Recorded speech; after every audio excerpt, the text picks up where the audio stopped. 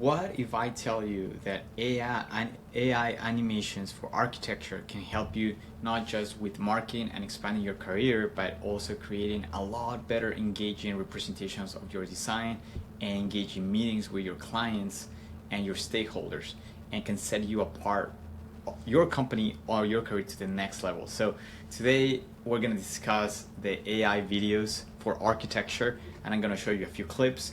I'm going to show you the 80% that you really need to know to become really good at this. And if you stay until the end, I will give you that bonus so you can extend your animations for up to 3 minutes so you can create like actual films. And just so you guys know, I understand your pain. I will go through it, but if you're a young professional or a business owner of the architecture practice and you just want to learn everything about AI in architecture when it comes to productivity or visualization, this is the channel here for you. So we're going to go through a lot of these items together. Today we're going to discuss AI videos for architecture, so stay until the end.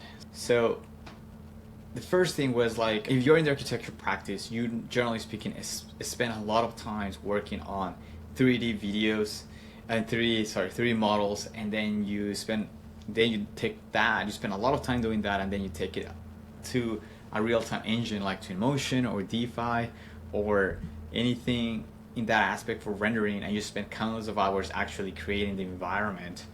And then at the end of the day, the only thing you have to show for it is maybe 1 or 2 renderings out there.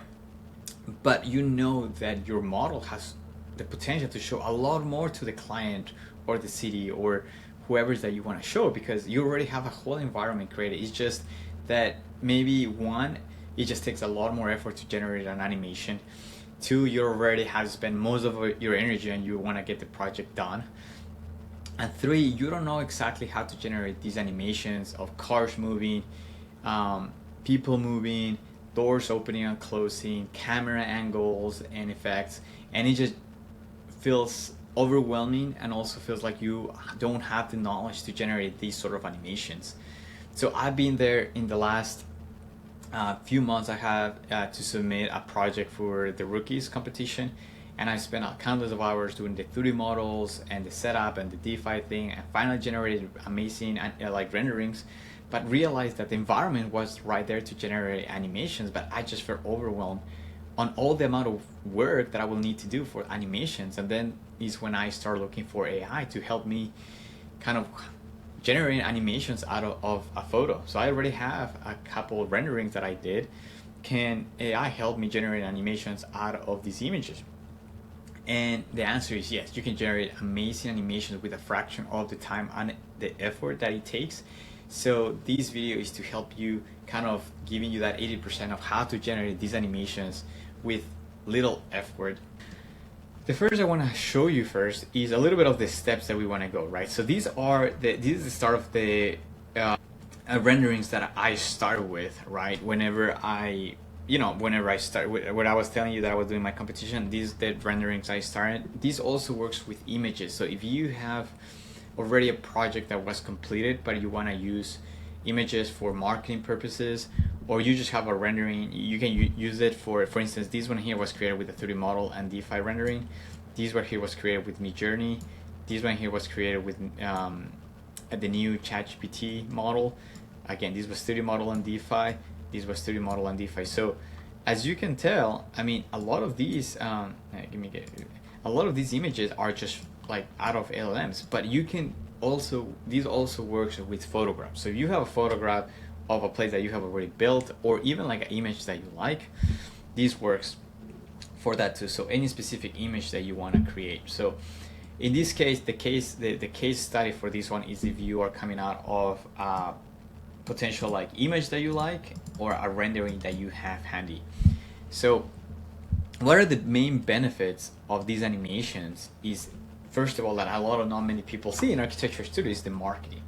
Like I've seen so many, I know like there's a couple of companies that I used to work for that they actually post a lot on LinkedIn and Instagram and all that, and it's great, but it always comes up with these cool rendering and descriptions. But imagine if you can just transform those images that you already have into actual animations and videos. It will generate a lot more engagement. And so one of them is marketing alternative, like marketing purposes, social media purposes. Two is like if you can generate these to a client, you are definitely going over the expectations. Like other clients, all these clients that have worked with other architecture companies are probably not getting these as far as outcomes. So you come out with a rendering and an animation that actually expands your design. I believe that clients are not just going to be impressed, but more willing to go out with the design proposals that you have. Also, it helps you stand up all the competitions. If you're in an architecture company and you're the one doing this and the other people don't know how to do it, this will really set you apart when it comes to the visualization aspect of things. And the last thing, it does help you with quick, rapid ideas and exploration, because sometimes when you're doing the clips, the animations would generate different atmospheres that kind of like working a little bit with Midjourney and everything does, will generate different atmosphere and reflections of the materials in real time that might inspire you to generate another image or use a different material or a different color and everything. So it does help with the exploration process too. Let's go with level number one. So level number one is to upload your image. This is already with the idea that you already have an image or a rendering or a photograph that you want to use. So I will say the first step will be pick the image you want to use, right? So in this case, I show you an example, but in this case, let's say I want to use this one here. So you will pick an image that you want to use, and then from there you will upload the image to the LLM, right? Because think about this, the LLM is gonna be really good at describing things. So just to kind of show you guys, so this is a LLM that I have. So this is a custom GPT I have already. It's called the DLO Kling Animator. So if you by any chance, this one here is already prepared for Kling. If you, I'm really gonna suggest you to use Kling AI. Kling AI is one of the best tools for animations. There's other ones. There's like Sora, there's Kling, there's Kriya. So there's a lot of them you can use. I really recommend you to use Kling AI because that's the one that I found that has the best outcome. Like once you put like an image. So, but regardless of what you use, the process is gonna be very similar. So in this case, I created this custom GPT that is trained for creating prompts for animations. So you will have the link to this one if you want to use it in the description below. But if you don't have to, you just can go to any LLM, whether it's ChatGPT, Claude, or Perplexity, right? In this case, I'm just gonna do it without the custom GPT, and you would just upload an image. And this is kind of how I'm telling you how I kind of did it. So I will upload the image, and I will ask the LLM this specific example, and you can copy it. I will put these examples of the prompts in the description below, so you can just copy paste it. But here's an example of the prompt I would give it. So it will be like, you're a filmmaker and producer expert specializing in the short film prompts in animations for Kling AI, or you can just change that for whatever you're using. Your job is to create a 10-second cinematic film with specific focus in architecture elements, lighting, environment, camera movements, and effects. You must also optimize the writing to get the most out of, again, the tool you are using, and keeping the prompt in less than 800 characters. I give it that's optional. Make sure to also add negative prompts if for whatever reason Kling AI has the tablet for like negative prompts, and so this is an example of what I got right out of the image. So if you go to their main site, right, of Kling AI, you will normally, this is what you will kind of go to your account, you will go to video generation.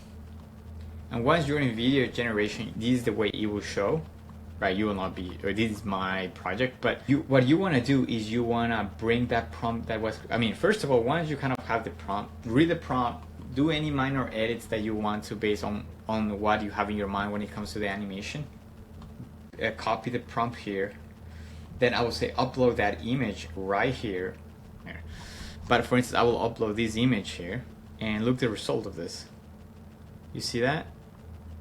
How it was able to generate these 10-second clips in only a few seconds, and you see the lighting, you see the sky, you see the lighting of the buildings here, the water, the movement of the trees, the movement of the people.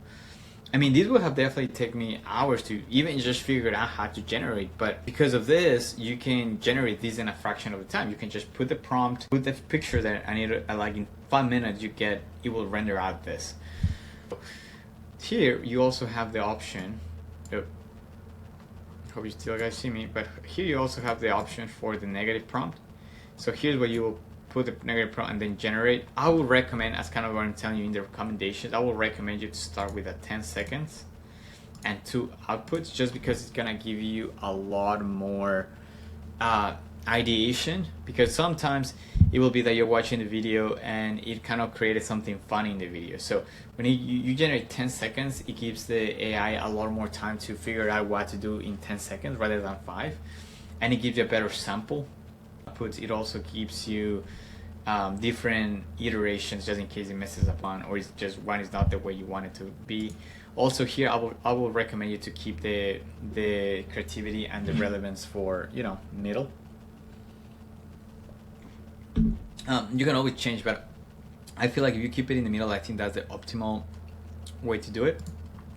So those are the main setups that you need. I mean, once you kind of have these guys, it's pretty much like that's all you need. Just getting a good prompt with a good image at the beginning, making sure you have the prompts, and really start testing from there. You test.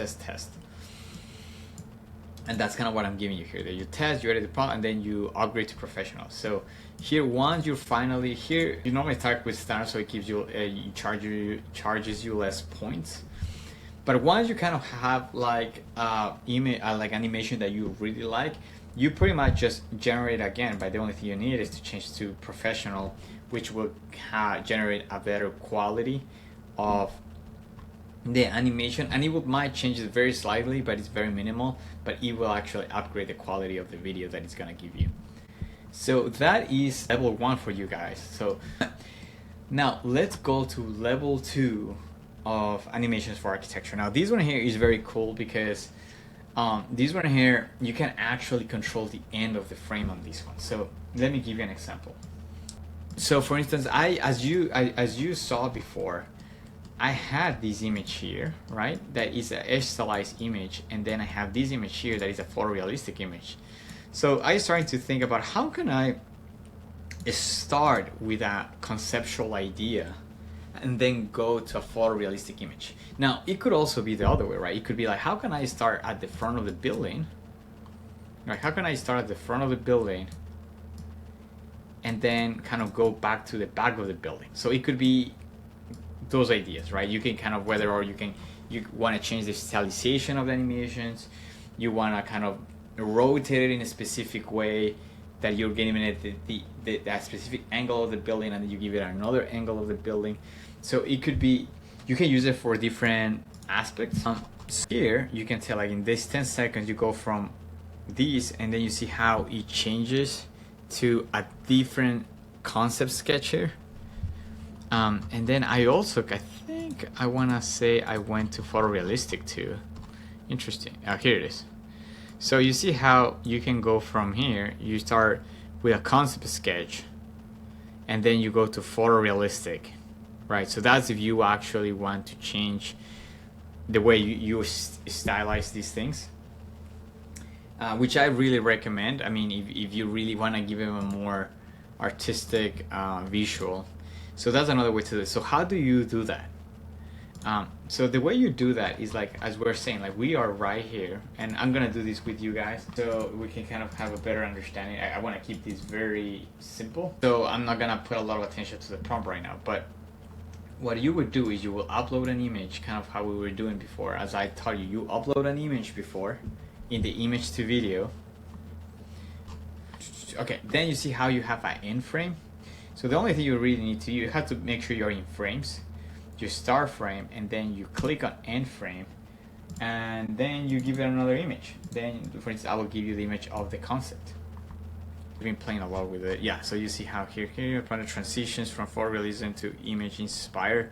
So I'm gonna use this prompt here, and as you can tell, you have the negative prompt.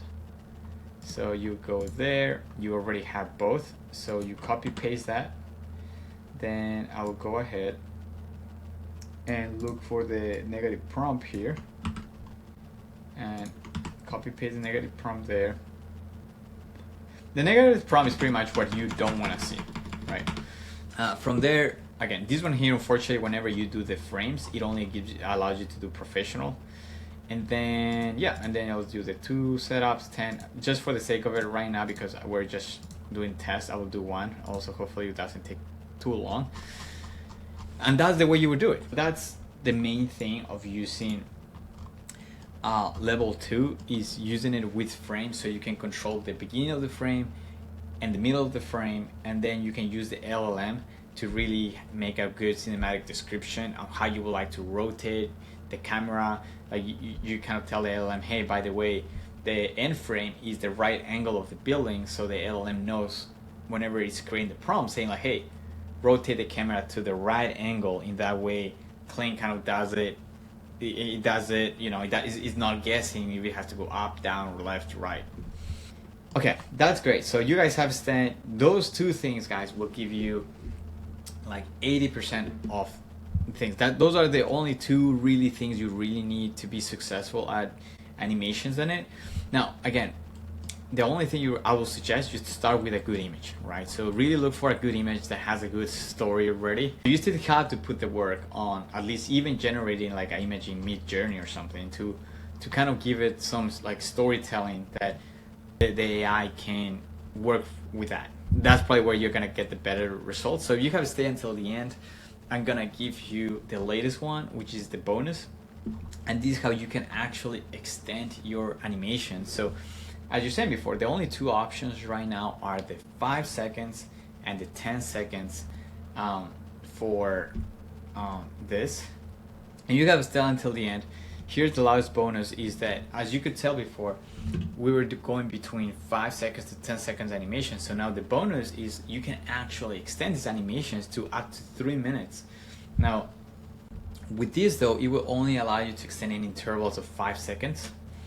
And that's good, because sometimes you want to kind of not even go 3 minutes. I honestly think 3 minutes is too much, because you are only allowed to put the beginning of the frame and the end of the frame. You're not allowed to put more frames within.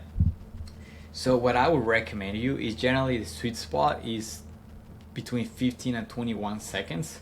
And then from there you kind of cut the clip, and then you actually start putting the clips together in Adobe Premiere or DaVinci Resolve. But the sweet spot of what I've tried is 15 to 21 seconds seem to be a good setup to kind of have a good storytelling of a clip. So I'll show you how to extend these videos. So let's go back again to this. Oh, look, so this is the 5-second animation. You see this? Now, of course, this is 5 seconds, so it has to be very quickly, right?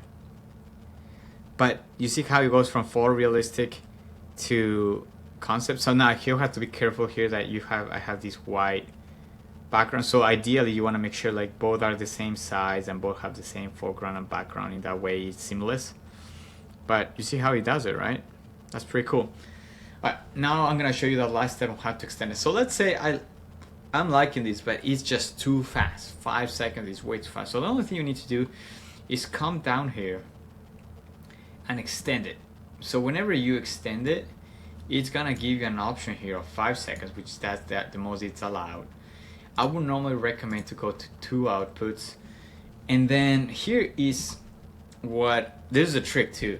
So when you don't put a prompt and you generate, you're kind of, the AI is trying to, it's kind of like you give it like a starting frame and an end frame, right? And the AI is actually putting together the pieces, right? It's trying to guess the pieces, kind of they go together. And most of the time it actually does it pretty good. There are other times that you want to have more control. So you actually want to copy the prompt from here and you actually want to go there, and maybe you want to add something. So you are adding to the story, then you say, oh, and then the camera turns left or something. So you want to edit it, right, to where it gives you different movements. So you start kind of extending that. But the first thing I will do is I'll try it without a prompt, mainly because AI, this model does very good with like creating a storytelling without you telling it exactly what to do, unless you want something very specific. I'll show you a little bit on the extend. So whenever you extend something, it will give you this extend. It will tell you this notice and extend. So for instance, I have extended this one 5 seconds, right? So it went from this style to a different style. And the only thing it does is extends the thing, or sometimes it will create another animation. But if you wanted to start rotating or something, you can add it to the description. That way you have more control. So for instance, look at this one here. So you started with like a shutter thing, and it will actually transform it into a building, right? And then from there, it will actually, people start walking and all that. So it kind of generates this concept that is starting from shattered glass and is transforming into the building, right? So that's the thing. And then from there, once you kind of have that one, you can keep extending it 5 seconds, and you can keep building up the prompt until you kind of up to 3 minutes. But again, my sweet spot, I think, is 15 to 21 seconds. I think that's where you will get the most output, the best output for the video clips. And that is it, guys. That's how you generate very cool animations for Kling AI. There might be more technical things, but this is the 80% of what you need to generate already very amazing animations. Everything else is really just practicing. So if you go there and you still keep practicing and practicing, you'll get there. Last thing I want to show you guys, mainly because these are the basic plans for this, just in case you want to kind of try it. So you can try the basic one. I don't think it will give you videos, or it might take a while. I have the pro version, but I would recommend you to start with the standard version. I think it's very worthwhile to just start with one animation tool, or you can start with Creo or whatever. But the important thing is that AI right now for animations is very good. If you really want to go budget wise, I would recommend you also start with Zora, because if you have ChatGPT Pro version or the Plus version, sorry, then you just need to go to Zora, and you have animation. It's pretty much free at that point because it comes included with the ChatGPT license of Plus, so you are able to use Zora videos in there. So I will use Zora if you don't want to spend more money on animations. But that's it, guys. This is everything you need. And if you like the video, please give me a thumbs up. Tell me what else you would like to do, what other issues, what things you want to know AI for you to implement in your practice, in your office, or you as to get better in your career. It'll be very appreciated to kind of get your feedback. Awesome. Thank you, guys.